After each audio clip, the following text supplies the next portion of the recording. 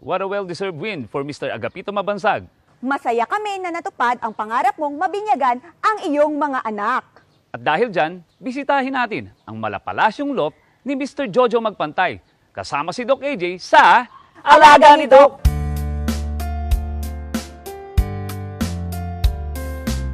Magandang araw po mga kalapatids. Para po sa unang episode ng Alaga ni Doc ngayong Season 7, dumayo po tayo ng Batangas para po bisitahin ang ating kalapatids from Lipa City. Wala pong iba kundi Sir Jojo Magpantay.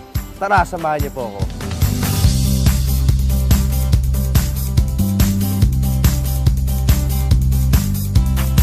Ako po si Jojo C. Magpantay, taga Barangay Maraway, Lipa City. Sa bayan ding ito, makikita yung aking lop. December 2015, nagsimula akong magkalapate. Through segment ng Alagang Magaling na rin, kaya isang nainganyo ako o bumalik ulit yung enhancement ko para sa pag-aalaga ng kalapate. So, yung lop design naman, yung mga system, so through Alagang Magaling din. Ang nakita ko yung mga part na pwede kong i-adapt sa lop ko.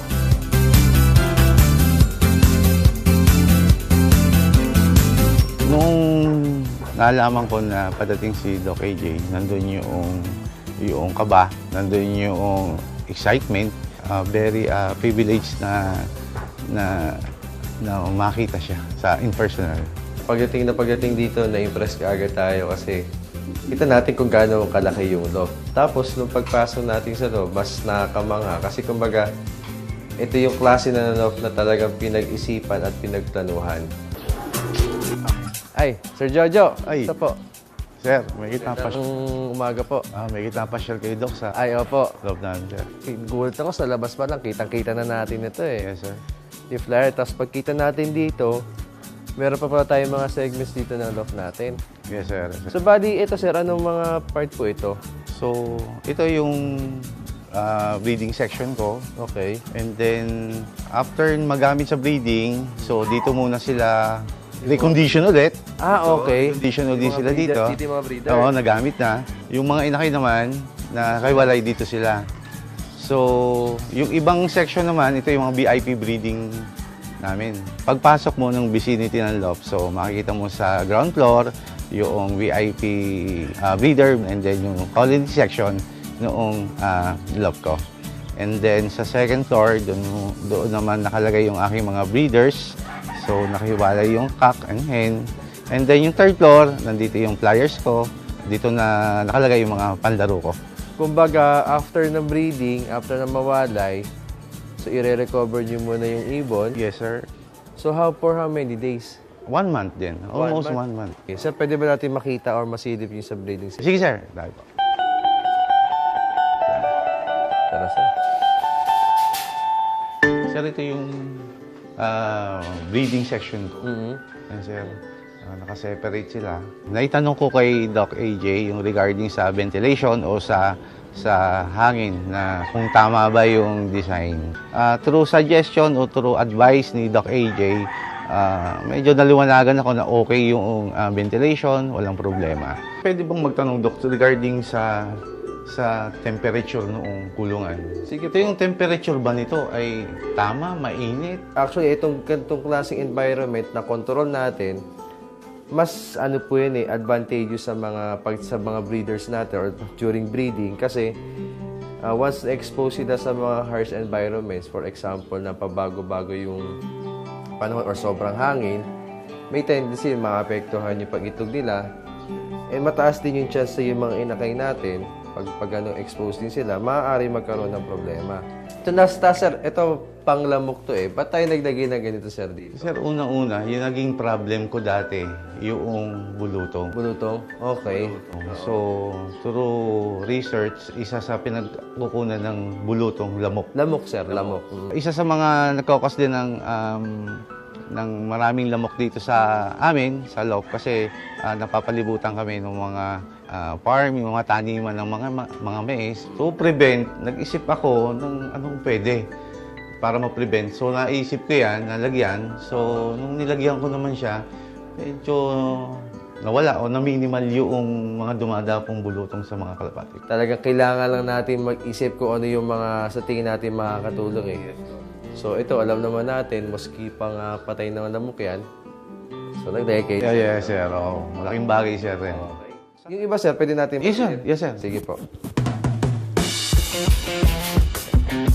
Sa bagay, sir, kailan kayo nagsimulang magkalapate?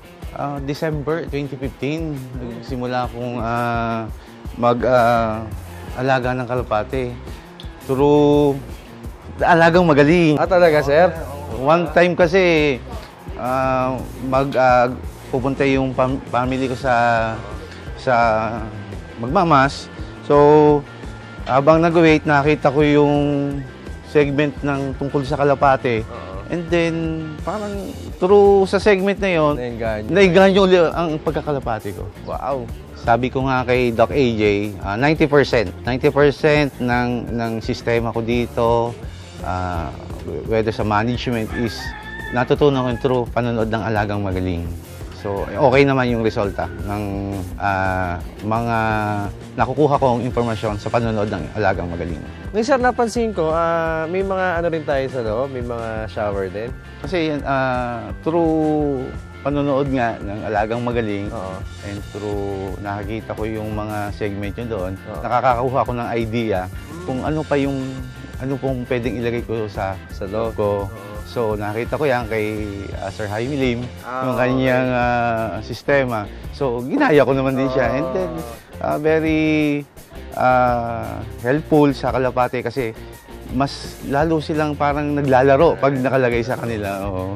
So, pag nakikita natin, para mga nag-e-enjoy sila. Nag-enjoy sila. So, mas, mas natatanggal yung stress nila or mas re-relieve sila pagka ganun eh. So, yung design ng loft, sir, kahaling tulad to nung kay Sir Egay.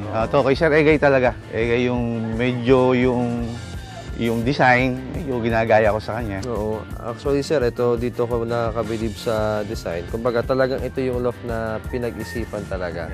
Alam naman ng iba na medyo malaki yung loft ko. Siguro sabihin ng iba, okay na yung sistema. Pero nung bumisita yung Alagang Magaling, Doc AJ, may mga, hindi naman major, pero may mga minor pa rin talagang dapat i-improve ko. Idagdag sa sistema para lalong mag-improve yung condition ng mga kalapati ko. Sir, maraming salamat pa rin. Thank you, Doc, sa pagbisita.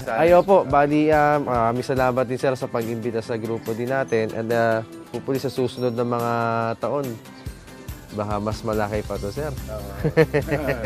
And maraming salamat, sir, sa paggamit ng mga products natin. And yun, sa bagong club natin dito sa Lipa, panigurado, magiging maganda rin yung takbo nito. Thank you ulit, sir. Thank you. Yan po mga kalapatids, narinig po mismo natin kay Sir Jojo Magpantay kung paano po nakatulong Alagang Magaling para manumbalik kanyang pagkahilig sa kalapati at syempre kung paano po niya nabuo itong kanyang napakagandang loft. At ganoon din po kung paano nakatulong ang mga produkto ng Excellence Rock Dove sa kanyang mga kalapati. Muli, ako po si Doc AJ Ferre ng Excellence Rock Dove, your #1 pigeon specialist.